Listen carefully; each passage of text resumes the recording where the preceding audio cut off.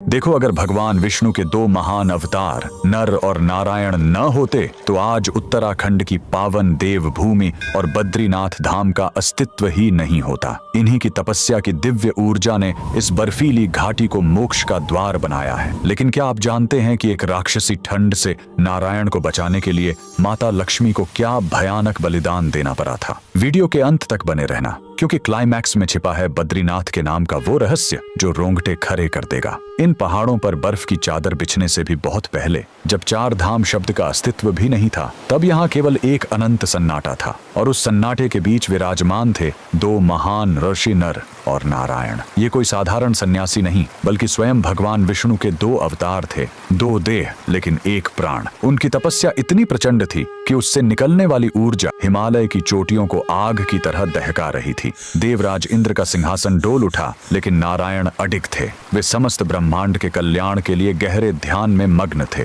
पर उस समय हिमालय की स्थिति किसी खूंखार राक्षस जैसी खौफनाक थी। हड्डियां गला देने वाली वो राक्षसी ठंड, जिस्म को चीरती हुई बर्फीली हवाएं और अंतहीन बर्फबारी। धीरे धीरे नारायण का शरीर बर्फ की परतों के नीचे दबने लगा था। वैकुंठ में बैठी माता लक्ष्मी से अपने स्वामी की यह दशा देखी नहीं गई। वे उस जमे हुए मरुस्थल में अपने आराध्य को खोजने निकल पड़ी। जब उन्होंने नारायण को उस कातिल ठंड के बीच गहन समाधि में देखा, तो उन्होंने एक ऐसा निर्णय लिया जिसने इस पूरी घाटी का इतिहास बदल दिया। माता लक्ष्मी ने स्वयं को एक बद्री यानी बेर के विशाल वृक्ष में बदल लिया। हजारों वर्षों तक वे एक छतरी बनकर नारायण के ऊपर अडिग खड़ी रहीं। वे उन पर गिरने वाली हर बर्फ को, हर तूफान को खुद पर झेलती रहीं। माता के उस निस्वार्थ बलिदान ने नारायण को उस विनाशकारी ठंड से बचाए रखा। जब युगों बाद नारायण की समाधि टूटी, तो उन्होंने देखा कि माता लक्ष्मी खुद बर्फ से पूरी तरह ढकी हुई हैं, क्योंकि माता बद्री वृक्ष बनकर उनकी रक्षक बनी थी। इसलिए नारायण बद्रीनाथ कहलाए,